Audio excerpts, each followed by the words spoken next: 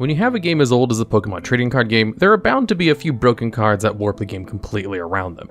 Each of these cards has a ton of history and breaks the game in different ways, so we've got a lot to talk about today. However, today we're going to have a guest speaker since my throat hurts a lot, so take it away. Kicking off this list at the number 10 spot, we have Item Finder. This card was part of the game's very first setback in 1999. Like most cards released in the first base set, it had a simple effect. Item Finder lets you discard any 2 other cards from your hand to put any other trainer card from your discard pile back into your hand.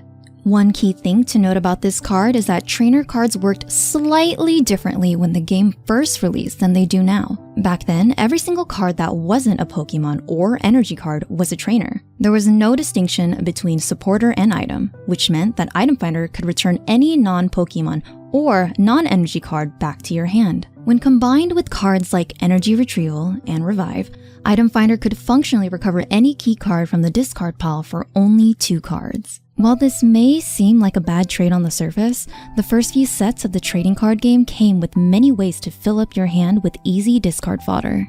Cards like Bill and Professor Oak could easily get you the cards needed to allow Item Finder to get back a key card at any moment. Item Finder also helped out cards that benefited from key pieces being put into their discard pile. The original movie promo Mewtwo could use its energy absorption attack for 1 psychic to attach 2 psychic energies from your discard pile to itself. Back then, this was an incredibly powerful play to be made as early as turn 1, and Item Finder's cost alongside other broken early trainers helped enable this play that put the player ahead by 2 energy. In fact, Item Finder and effects that let you recover cards from your discard pile are so good that in the game's entire lifespan, this card has only ever been reprinted in a nerfed state, with its first spiritual successor, Junk Arm, being so strong that the next time an effect like this was printed, it was on an Ace Spec Dowsing Machine, a card you can only run 1 copy of per deck. At our number 9 spot, we have Professor Oak. Also from the base set, this card had the simple effect of letting the user discard their hand and draw 7 cards. With how trainer cards worked in the first few years of the PTCG, it's easy to see why a card like this is broken. In cases where you had a bad hand, you could just play this card to try and find a much better one. And with cards like Item Finder and Computer Search, drawing into what you actually needed at the moment was fairly trivial. However, this card really shines when you draw it alongside other good cards you can play from your hand. You could play out as many trainers, energy, and Pokemon as you can, using powerful cards with discard requirements as Computer Search or Item Finder, and then play Professor Oak to completely recover the loss of resources. Since there was no limit to how many copies of Professor Oak you could play in a single turn, players would often burn through their deck to find exactly what they needed on crucial turns. Oak was so strong that one important factor that led to the early metagame was how much better some decks could abuse Oak more than others. Evolution decks that relied on accumulating key resources in hand in order to set up powerful plays, such as Rain Dance Blastoise, often couldn't afford to play Oaks as freely as opponents on a more aggressive strategy. The mere existence of Professor Oak in the game helped lead the dominance of decks built around using powerful basic Pokemon attackers, such as aforementioned Mewtwo and Hitmonchan. With the eventual release of powerful hand disruption cards such as Rocket's Sneak Attack and the Rocket's Trap, Professor Oak would be used to lock opponents out of the game before their first turn by letting the first player draw through their entire deck looking for these cards. Because this card was so powerful, after this card first left the standard format back in 2001, it took 10 years for it to be reintroduced into the standard format as a supporter card in 2011 with the Black and White expansion, where it's still one of the most played cards in the game. Taking a break from the original broken item cards, at number 8, we have Puzzle of Time. This is a unique card that has 2 different effects based on how many you play at the same time. If you played one, you get to look at the top 3 cards of your deck and put them back in any order. But it's the second effect that gets this card the number 8 spot on this list. If you played 2 Puzzle of Time at once, you get to return any 2 cards from your discard pile to your hand. While this card initially only saw play in Night March strategies, it didn't take long for players to catch on to just how powerful the second effect was.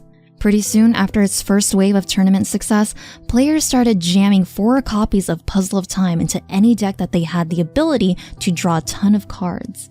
Much like Item Finder, players were using Puzzle of Time to recover key cards that somehow ended up in the discard pile.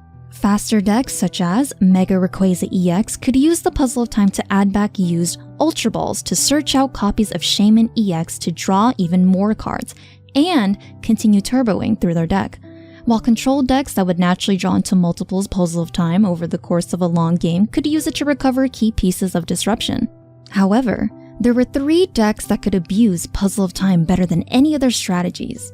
Decks using Zoroark GX could use its trade ability to discard any one card to draw 2 more cards, helping you find Puzzle of Time out of the deck.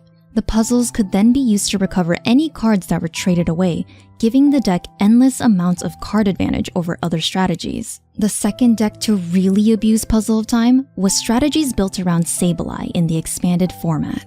Sableye could use its Junk Hunt attack for 1 Darkness Energy to recover 2 copies of Puzzle of Time from the discard pile, which could then be used on your next turn to recover any 2 control cards during their next turn. Although this style of deck would fall off as better item cards were printed from control strategies and the deck didn't have to rely on Puzzle of Time, the third deck to really abuse it would ultimately be the reason behind its ban in the expanded format. Puzzle of Time was a key piece of consistency for Amulet Handlock decks. A deck so powerful, it would result in 9 cards being banned from the format. Moving on to number 7, we have Lieutenant Surge's Strategy. This card has the incredibly unique effect of letting you play 2 more supporter cards during the same turn you use it instead of just 1 per turn. Although, in order to play it, you have to be behind on prize cards. When this card first released, it wasn't played very much due to the effect being somewhat unreliable to make it worth playing. Most decks just didn't need to play 2 supporters in a single turn, and there were better cards to help come back from behind. However, players would soon realize its full potential in control strategies built around Oranguru and its resource management attack. Control decks in Pokemon are very unique since they often go the entire game without taking a single prize card, instead trying to deck out the opponent as their win condition. Because of this, Lieutenant Surge's strategy would pretty much always be live for a control player.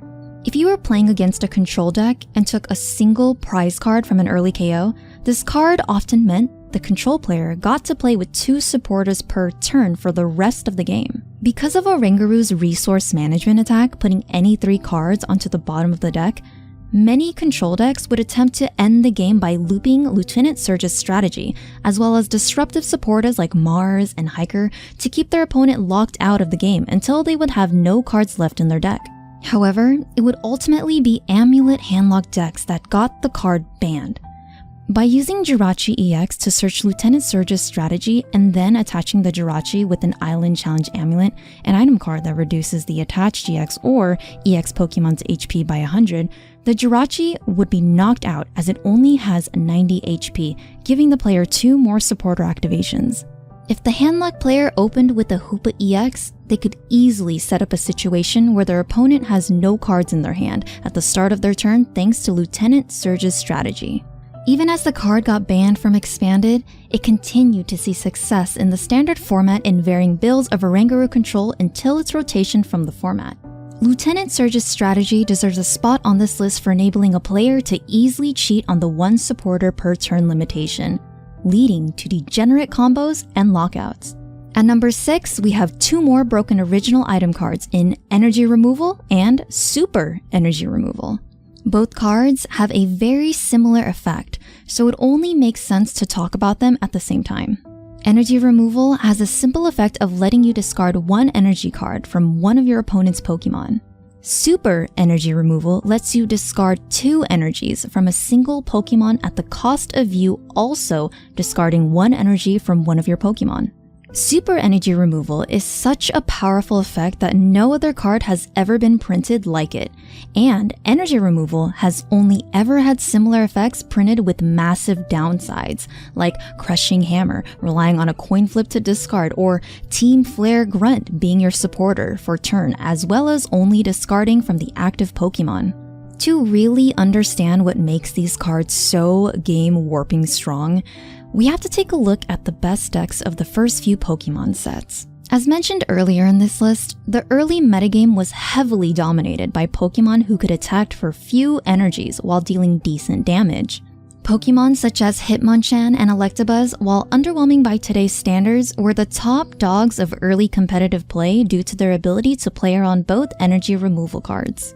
Because you could only attach one energy to a Pokemon per turn, players would rarely attach more than one fighting energy to Hitmonchan, since dealing 20 damage with its jab attack was a good rate for the time due to overall lower HP. Electabuzz was similar in this regard, using its first time attack to paralyze the defending Pokemon on a coin flip, meaning half of the time their opponent couldn't attack on their next turn.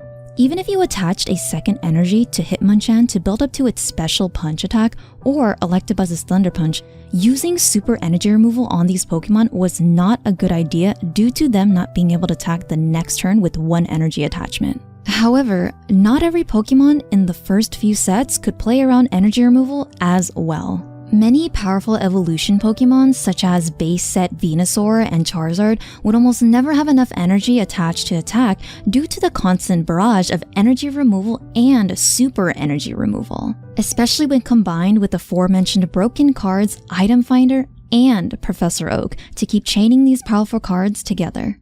These two cards could set back players looking to play slower decks multiple turns by denying their energy attachments. We have never gotten full power reprints of these two cards because they led to the inability for slower decks to build up their powerful attackers and forced the game to a faster-paced, basic-dominated metagame. You know a card is too powerful when Crushing Hammer, their heavily nerfed successor, is still viewed to this day as one of the most frustrating cards to play against.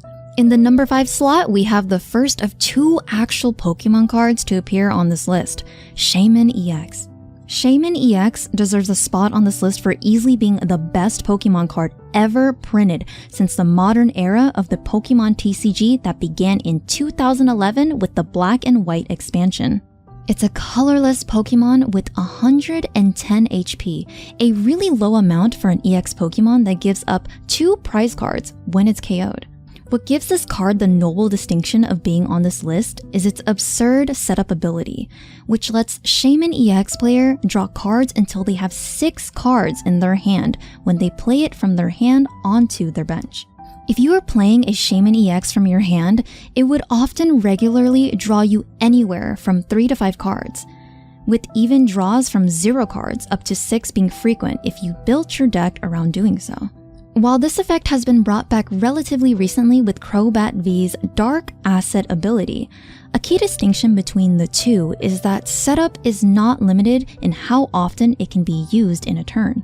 Players using Shaymin EX could often leverage multiple setups in a single turn, with many tournament decks running up to the full 4 copies of this card in order to let them draw as many cards as possible on turn 1. For example, if your opening hand had 2 copies of Ultra Ball, a Pokemon search card that lets you discard any 2 cards to add a Pokemon to your hand, you could discard 4 cards to get any Pokemon you wanted and 1 Shaymin EX, which would immediately refill your entire hand back to 6 cards. If you drew more copies of Ultra Ball, you could choose to set up a second time if you didn't like the first 6 you drew. Many players using this card in their deck would frequently fill their deck with cards they could easily use from the hand in order to get the most power out of their setups. You could also set up to help dig out of situations where your hand was disrupted by N, since you would often have less than 6 cards in your hand if your opponent played 1 in the mid to late game.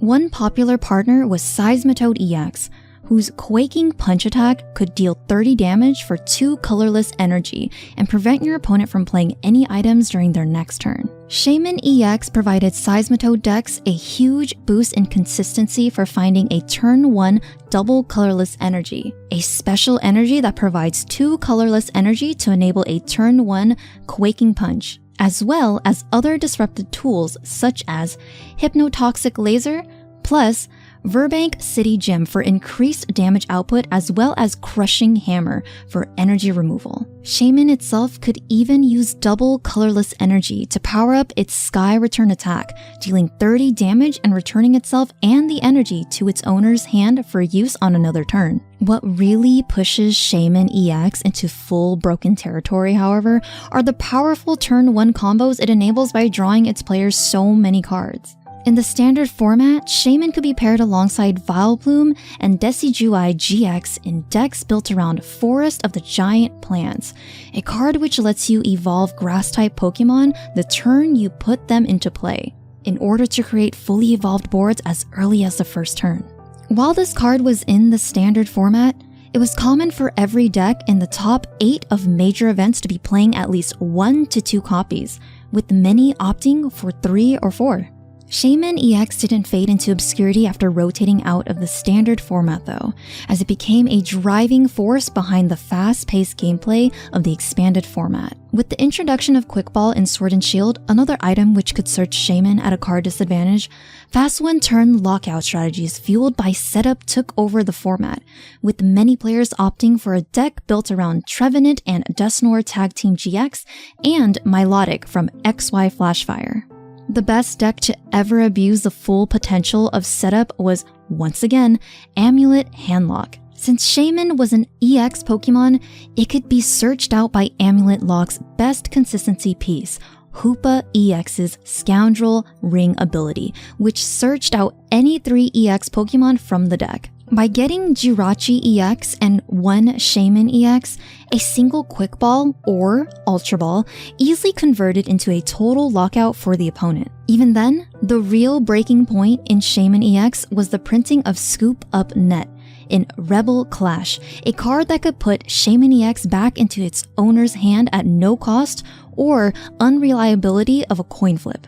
For its use in some of the most degenerate strategies in Pokemon TCG history, Shaymin EX was banned from Expanded and earned its place on this list as one of the most broken cards of all time. Coming in at number 4, we have 2 cards which fulfill a very similar role, Broken Time Space and Forest of the Giant Plants.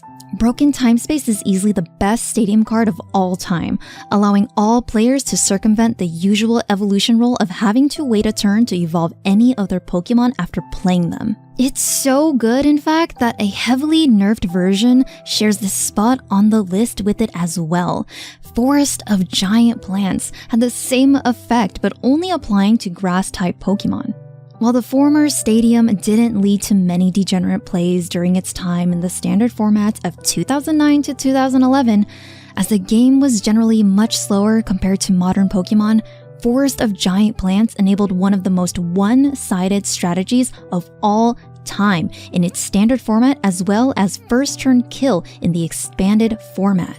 As mentioned while talking about the number 5 spot on this list, Forest enabled the player using it to set up Vileplume with its irritating pollen ability. While Vileplume was in play, neither player could play any item cards from their hand. Since Vileplume is a stage 2 Pokemon, you could usually play around irritating pollen by using items on the turns before it comes down to Knockout Oddish or help set yourself up to play under the item lock. However, Forest of the Giant Plants allowed Vileplume to be set up before your opponent had a chance to even use the item cards in their opening hand. Since the deck also played Decidueye GX, it could use its Feather Arrow ability to put 2 damage counters on your opponent's Pokemon every turn, possibly even enabling turn 1 knockout if your opponent only has a Pokemon with 80 or less HP as their starting Pokemon. In the expanded format, Forest of the Giant Plants enabled a very consistent turn 1 win using Next Destiny's Shiftry's Giant Fan ability to shuffle all of their Pokemon into their deck before their first turn. Since Shiftry would be evolved from a grass-type Seedot and Nuzleaf, you could evolve into Shiftry on the first turn. When combined with cards such as Super Scoop Up to put the whole evolution line back into your hand to evolve again, you could easily win on the first turn with this strategy before Forest of Giant Plants was banned from Expanded. At number 3 on this list, we have the original computer search from the base set. Much like the other broken base set trainers, computer search had a simple but extremely powerful effect. This card lets you discard any 2 cards from your hand to add any 1 card from your deck to your hand. When the game was originally released, Computer Search was often played as Oaks 5 through 8 since the discard cost didn't matter if you were going to discard your hand to Oak anyway. What makes this card broken is much more obvious than any of the other cards on this list. It's simply too good at getting you any card you need from your deck whenever you need it most. If you desperately needed a brand new hand, just search out Oak to get 7 fresh cards. If your opponent was setting up a powerful attacker, you could search out Gust of Wind to force it into the active spot and try to get a KO. Much like the other broken original trainers on this list, Computer Search has never been reprinted without some kind of nerf. In 2012, 11 years after the original, it was reprinted as an Ace Spec card, items which you could only run 1 Ace Spec total in your deck. Even then, this single copy of Computer Search became an overnight metagame staple, seeing play as the go-to Ace Spec for most decks. At number 2, we have Lysandre's Trump card, the most broken supporter card ever printed in the Pokemon trading card game. This card has the effect that each player shuffles their entire discard pile into their deck. Funnily enough, this card was originally intended to be a targeted hate card for Night March decks, a strategy that relied on having Pokemon with the Night March attack in the discard pile to do large damage. At first, this card was played fairly for its intended purpose. However, that didn't last very long when players soon realized that putting a single Lysandre's Trump card in your deck that had a Versus Seeker, an item card that lets you recover 1 supporter of your choice from your discard pile, would completely prevent you from losing to deck out.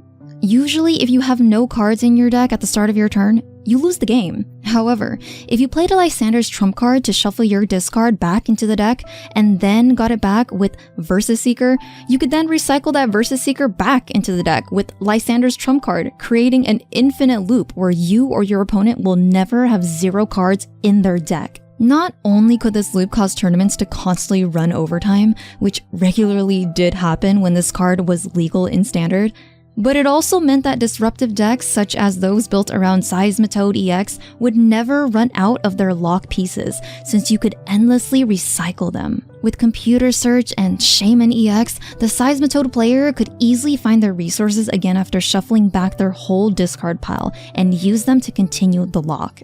The Pokemon Company recognized that loops caused by this card were so problematic that they took rare action against it. They banned Lysandre's Trump card from Standard.